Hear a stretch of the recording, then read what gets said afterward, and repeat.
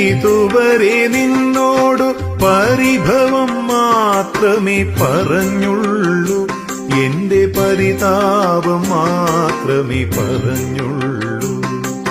ഗുരുവായൂരപ്പ, ഇതുവരെ നിന്നോടു പരിഭവം മാത്രമേ പറഞ്ഞുള്ളൂ, എന്റെ പരിതാപം മാത്രമേ പറഞ്ഞുള്ളൂ.